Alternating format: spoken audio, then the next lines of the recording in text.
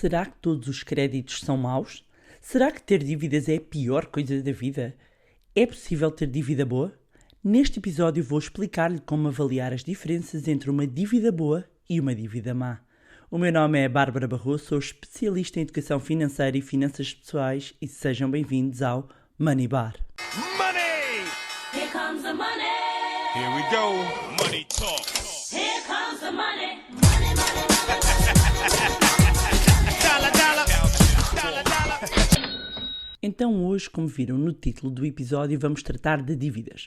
Vamos olhar para a dívida do ponto de vista como uma ferramenta financeira e isso é essencial para o nosso planeamento financeiro e para uma melhor gestão das nossas finanças pessoais. E, por exemplo, vamos imaginar, quando olha para a sua conta todos os meses, se é daquele tipo de pessoas que se sente quase como falta de ar por causa da quantidade de dinheiro que está a gastar em dívidas, este episódio vai ser muito útil.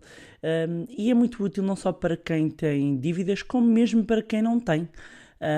Porque hoje vamos nos centrar sobretudo em dívidas bancárias e há outras, claro, e essas, pensando, sei lá, segurança social, finanças e afins, e esta digo já de caras que são dívidas más, não é?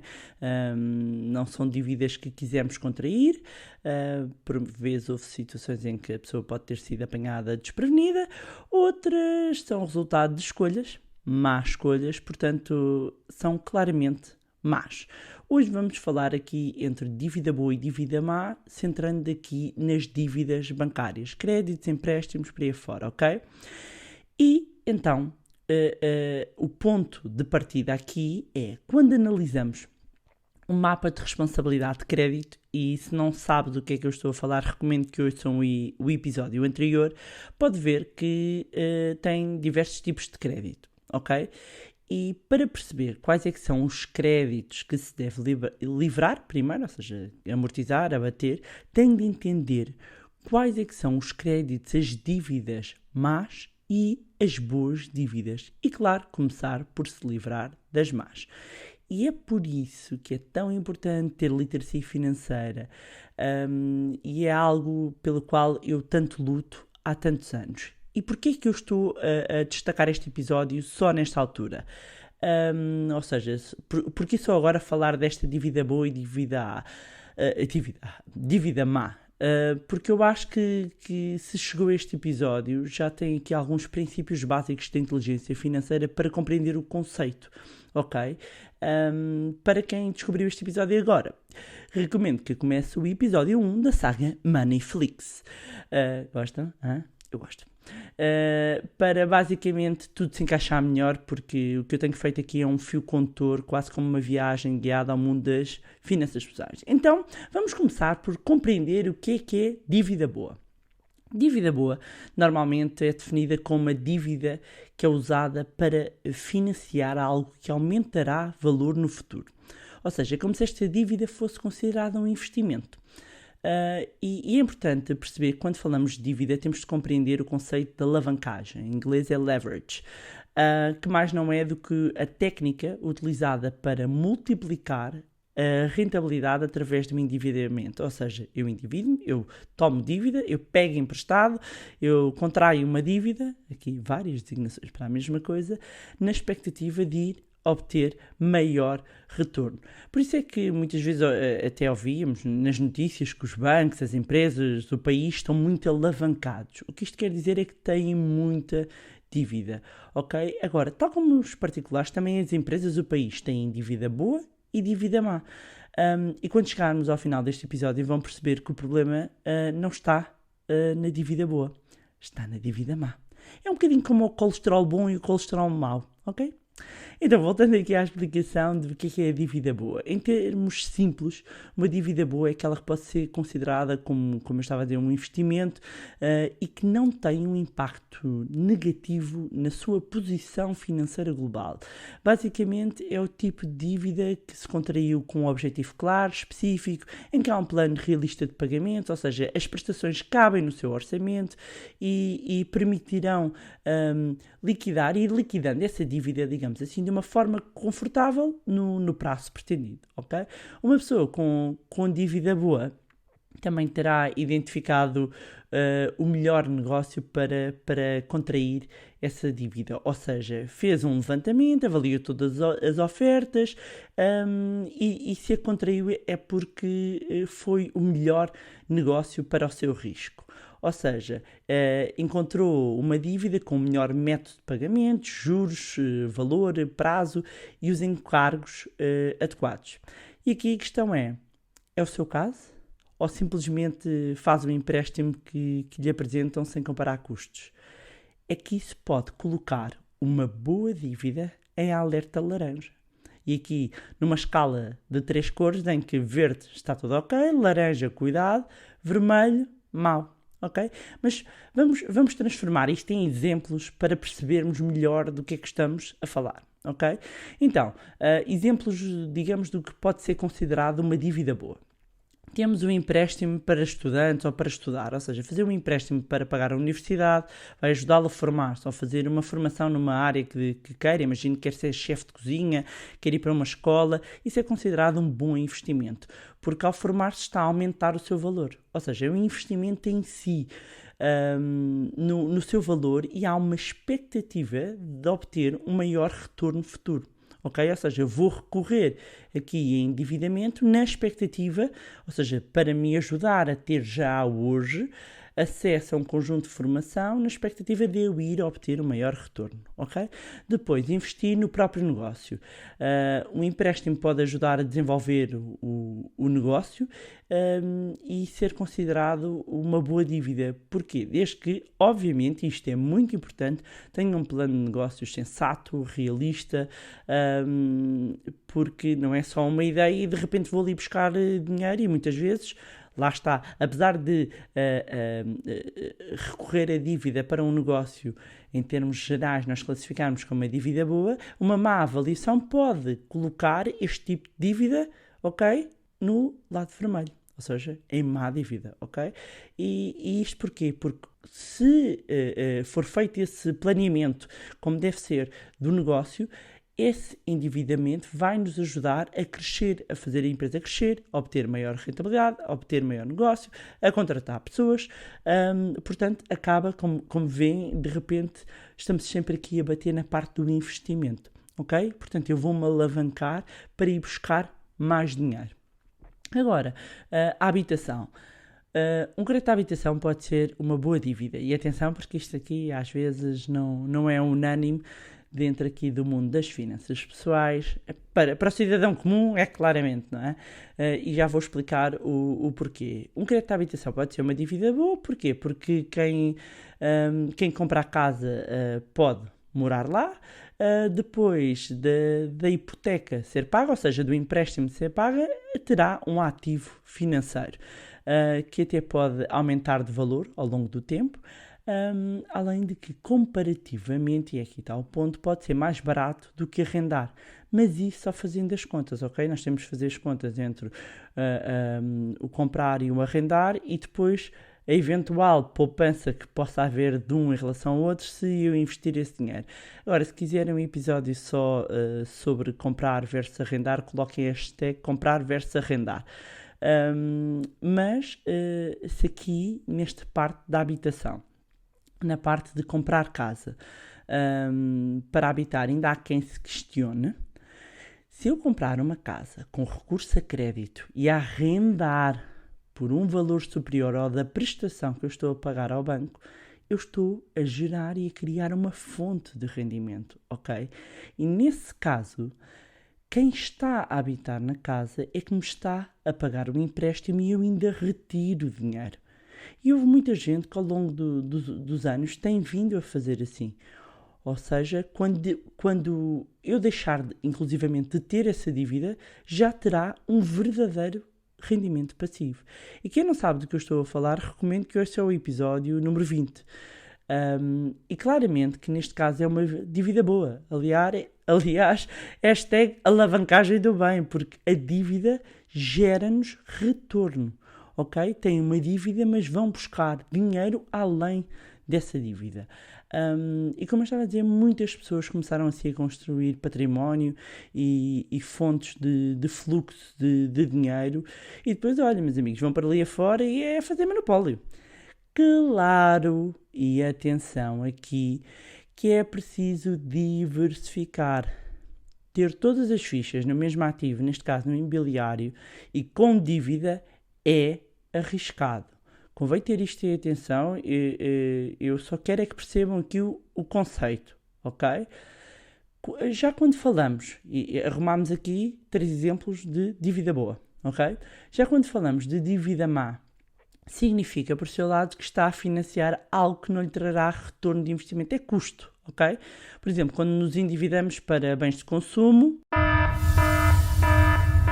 red alert, ok? Estamos perante dívida má. A dívida má, no fundo, é aquela que suga a riqueza, esvazia o seu bolso, que normalmente tem um custo mais elevado, que não há nenhuma perspectiva real de se pagar a si mesmas no futuro, ok? E normalmente, em termos de taxas de juros, costumam ter valores mais elevados de taxas de juros, e por vezes os pagamentos até podem estar desajustados ao nosso orçamento, mesmo que nós achemos que pagar aquele telemóvel topo de gama em 24 meses parece um ótimo investimento, porque a taxa nem é muito alta nem nada. Estão preparados para o chicote? Não é, meus amigos. Não é. E depois também é importante não ceder a compras impulsivas para algo que definitivamente não cabe no nosso bolso. Ok? Isso, além de ser uma dívida má, tem tudo para se transformar numa dívida péssima, em ruína financeira. Portanto, afastem-se disso. Se não cabe no bolso, move on, meus amigos. Trabalhe até um dia caber, ok? Parem de querer tudo para ontem e entrar aqui numa espiral de consumo desenfreada. E atenção, eu lá tenho que fazer sempre os parênteses, apesar que eu sei que tenho ouvintes muito inteligentes. Não há nenhum mal aqui em consumir, ok? Eu não sou nada contra estar-se a consumir, não sou nada daquela corrente de vamos viver todos pobres com latas de atum e tal, mas depois quando chegamos aos 80 anos temos a conta cheia de dinheiro. Pá, sério, definitivamente não é a minha linha, ok? Mas endividar-se para consumo, não cabendo no bolso, é meio caminho para tudo correr mal. E depois quer contrair uma dívida boa e chapéu, gastou as fichas todas em dívida má. Pois, não pensou nisso, não é? Mas eu já vou explicar melhor. Antes disso, exemplos de dívida má. Férias. Meus amigos, parem de achar que é boa ideia endividarem-se para ir de férias. Que é um investimento porque vou buscar cultura, beber novas experiências. Deixem-se de tretas. Ou vêm de lá com um business superior a que gastaram no crédito, ou então é dívida parva, nem é má. É isso mesmo. Quer dizer, vão de férias, gozam as ditas férias, voltam, o que é que cá têm à vossa espera? Uma dívida. E atenção, mais um parênteses, para aquelas pessoas, não é? Que apanham os podcasts a meio, que não têm vindo a seguir aqui o fio condutor. Eu não estou a falar de pagar com o cartão de crédito e depois pagar essa dívida a 100%, ok? Isso é gestão financeira e utilizar o cartão de crédito como uma ferramenta. Eu estou a falar da maioria das pessoas que muitas vezes só faz borrada com o cartão de crédito. E atenção, eu não tenho nada contra o cartão de crédito, mas se não tem dinheiro suficiente, se não tem inteligência financeira e literacia financeira suficiente, fica quieto. Senão é lenha para se queimar, meus amigos. E outro alerta, o pagamento mínimo do cartão de crédito com orçamentos já apertados é mandarem-se para o precipício, ok? Portanto, sossegado, pessoas, ok? Sossegado. Poupem, cabe dentro do orçamento das férias e lá vão vocês. Depois, um carrinho. Financiar um carrinho, novinho em folha, que você não precisa. É uma má dívida. Se não precisa comprar um carro novo, pense 2 vezes. Os carros novos e sem ser novos, perdem sempre valor. Imaginando uma pessoa, e diabo seja sempre surdo e mudo, mas perde o emprego, não consegue acompanhar os pagamentos e depois fica com um empréstimo, até vende o carro. Às vezes o carro não é suficiente para pagar a dívida e fica que a dívida já não tem o carro. Já vi N casos destes, ok? E com isto, mais um parentezinho, tenho que estar sempre a fazer estes parentezinhos, não é? Não estou com isto a dizer que não preciso de um carro e que não o tenha de financiar, mas financeiramente este bem é um passivo. Ou seja, é o pior bem, digamos assim, que podemos comprar. E atenção que eu adoro carros, ok? Mas temos que os saber financiar, os saber comprar, digamos assim. E eu explico muito isto na Masterclass, que há formas muito inteligentes de nós conseguimos fazer isso, de comprar o carro dos nossos sonhos, ok? Mas agora vou aqui focar na parte da dívida boa e dívida má, e que quando falamos de comprar um carro, é um passivo. Porquê? Porque assim que compramos o carro, ele imediatamente a seguir a comprarmos perde valor, ok? E com uma dívida associada, portanto, temos um bem que está a perder valor, temos dívida associada, às vezes o bem perde o valor do bem, neste caso do carro, que vai desvalorizando ao longo do tempo, é mais acelerado do que a amortização que nós conseguimos fazer do empréstimo, e depois ainda há a parte da manutenção, ok? E para que fique ali no aceitável, porque lá está, meus amigos, nem tudo na vida é preto e branco, e porque o carro pode ser um bem que você necessite, é necessário fazer as contas e ver se cabe no bolso, se cabe no orçamento, e escolher o carro em função disso e não o contrário. Ou seja, o que é que acontece muitas vezes? Vai ver o carro primeiro, enamora-se dele, depois vai ver se a prestação cabe no orçamento. É isto que faz, não é? Está a sorrir para quê? Não é para sorrir, é para chorar, mesmo. Vocês vão ficar um bocado deprimidos com isto ou nunca mais ouvem o podcast. Oh, meus amigos, mas eu tenho que vos chamar à razão. Não podem viver de calculadora na mão quando vão ao stand, não é no sentido de devem ter sempre a calculadora à mão, ok? Mas não podem sempre... porque depois para quem gosta de carros é isto. Chega lá e tal, até tem... Começa a ver os carros, vou ver, às tantas está sempre ali um... mas espera lá, isto por mais de 100 euros eu levo o SUV. Não leva nada, amigo, fique sossegado. Tenho que me chatear, depois queixam-se. É claro que eu quero que vocês tenham o carro que sonharam. Eu quero uma vida de abundância para vocês, meus amigos. Esta é riqueza. Agora, o caminho faz caminhando. Os degraus sobem-se um a um. Não queiram ir 2 ou 3 em 3. Porquê? Porque aumentam a probabilidade de escorregar e depois, meus amigos, lá se vai o dentinho da frente. Ficam com para-choques estragados. Viram o que eu fiz aqui, Caramba, toda uma carreira de stand-up para passar-me ao lado. #not. Bem, mais um exemplo. Pedir crédito para pagar crédito é claramente um exemplo de uma dívida má. E aqui conseguem perceber que se estão com dificuldades em chegar ao final do mês com as dívidas que têm, contrair uma nova pode ser entrar numa espiral ainda pior. E se está numa situação dessas, meus amigos, o que eu vos posso aconselhar é peçam ajuda. Não façam o processo sozinhos. A minha experiência diz que normalmente dá asneira. Portanto, peçam ajuda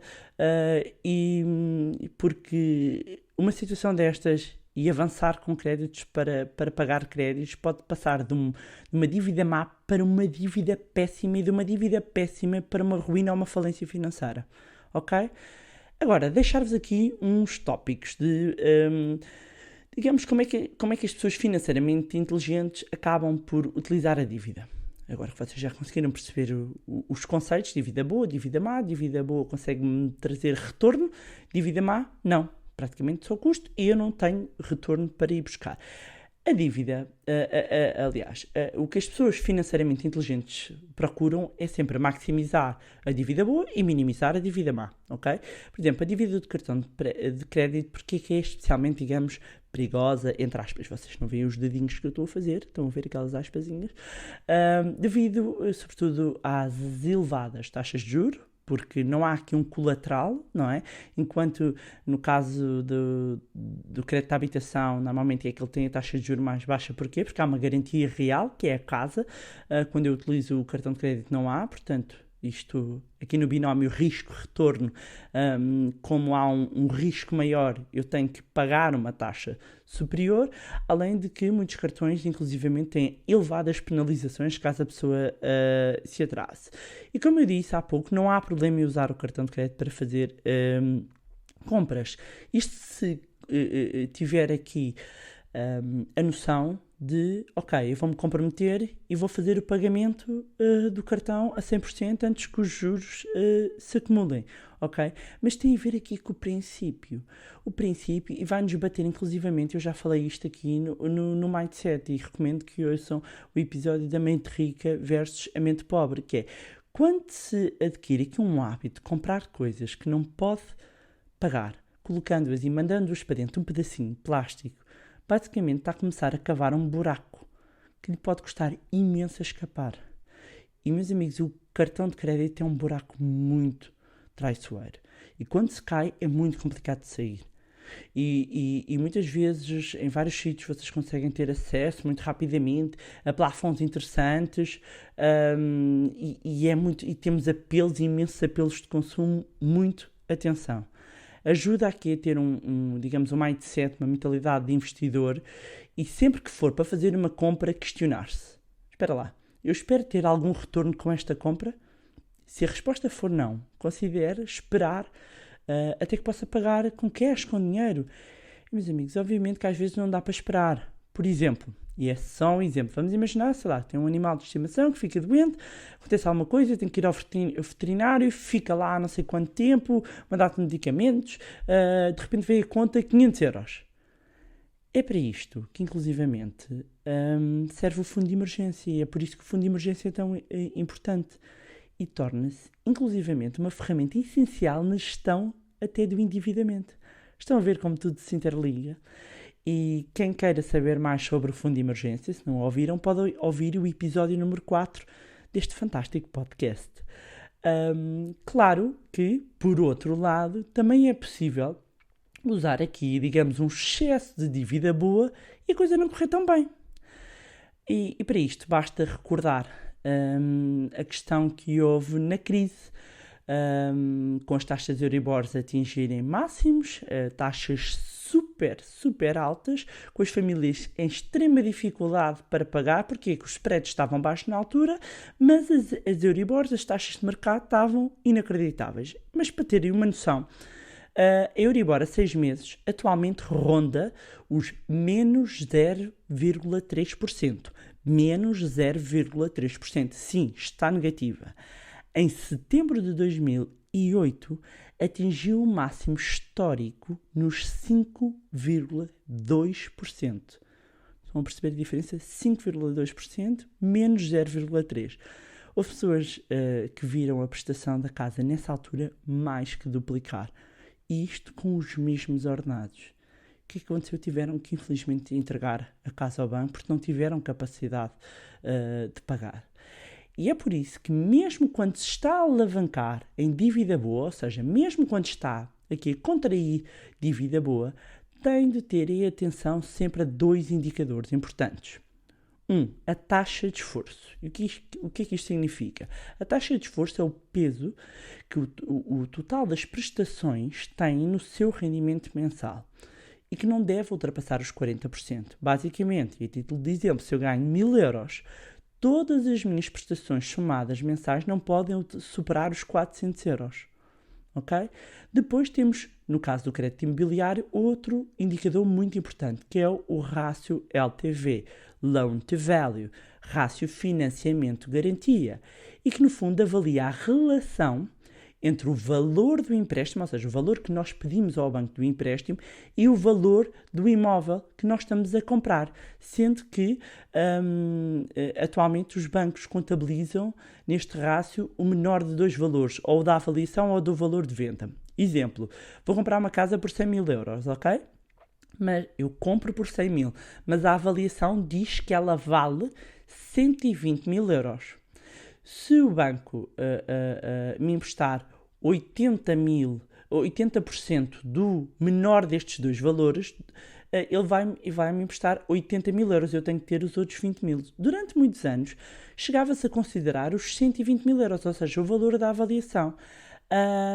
Mas agora considera-se o menor dos dois valores. E se fosse ao contrário, vamos imaginar, eu estava a comprar a casa por 100 mil e ela estava avaliada por 80, iam considerar os 80. Ok? E depois emprestam a percentagem do menor destes dois valores, que é o rácio financiamento-garantia.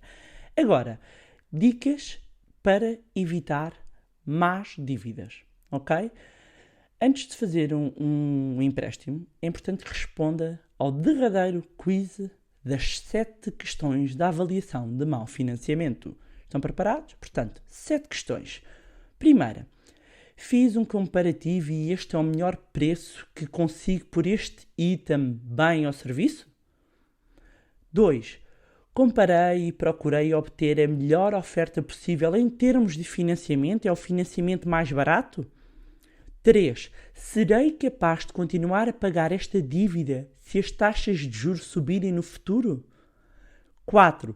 Poderei confortavelmente fazer os pagamentos mensais desta dívida? 5. Obter este financiamento irá melhorar as minhas finanças pessoais a longo prazo? 6. Compreendo os riscos do que pode acontecer se algo der errado? 7. Compreendo todos os termos e condições associados ao empréstimo? Se alguma das respostas for não, é provável que esteja perante uma situação de dívida má. Percebem agora a diferença? E a questão que eu vos coloco é: os créditos e as dívidas bancárias que atualmente têm são dívidas boas ou dívidas más? Se são más, um plano de desendividamento é essencial para equilibrar as contas. Para isso, recomendo que ouçam o episódio número 8 deste podcast, porque vai ajudar-vos muito. É uma metodologia testada e com resultados, ok?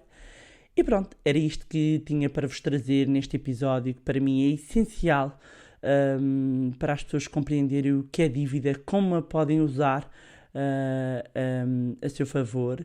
E informação, como eu digo, é poder. Literacia e educação financeira para mim são chave do sucesso financeiro. Sempre acreditei nisso e vejo a diferença que faz na vida das pessoas. E o tema da dívida, como eu disse há pouco, será um dos temas abordados na magnífica Masterclass de Finanças Pessoais, que vai decorrer desta vez no Porto. Em Lisboa esgotou, foi um sucesso. Podem ver no site o vídeo com o feedback das pessoas. No Porto está mesmo quase a esgotar. Aliás, quando for este episódio para o ar, eu já nem sei se não estará completo. Portanto, despachem-se, minha gente.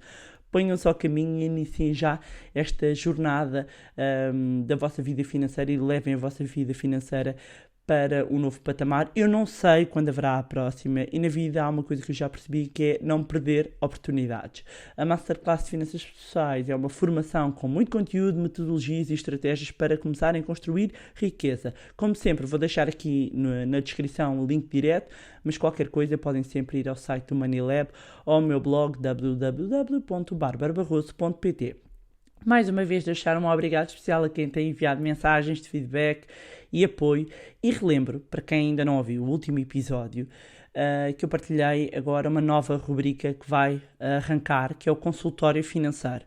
A partir de agora, todas as dúvidas que tenham, enviem para o e-mail info@barbarabarroso.pt info@barbarabarroso.pt. Coloquem no título consultório, traço e o tema. Por exemplo, consultório, traço, dívida boa. E depois no corpo do e-mail colocam a dívida, ok? Todas as semanas vão ser escolhidas 2 ou 3 perguntas, conforme a complexidade, para eu responder essas dúvidas no meu Instagram, mais concretamente no IGTV. Para quem não segue ainda, Bárbara__Barroso. E tal como eu tinha referido mesmo no último episódio, eu pedi mesmo para passarem a centrar tudo aqui o que é dúvida. É que às tantas está tudo espalhado por diversas redes, torna-se complexo eu depois acompanhar as frentes todas, porque eu faço questão de ir vendo mesmo as do Money Lab, e responder individualmente torna-se muito complicado. Além disso, muitas vezes a dúvida de uma é a dúvida de muitos, não é? Também podem pegar em alguns temas que já foram falados no podcast, e se quiserem colocar aqui dúvidas a partir destes temas, e lá está, eu vou selecionar e responder então no Instagram Bárbara__Barroso. Mais uma vez, não se esqueçam de subscrever o podcast, deixarem a avaliação também lá no iTunes para que mais pessoas tenham acesso a conteúdos de literacia financeira, e já sabem, se gostaram do conteúdo e acham que vai ser útil a outras pessoas, sejam familiares ou amigos, partilhem. Quanto a nós, encontramos-nos no próximo Money Bar. Money! Here comes the money. Here we go. Money talk.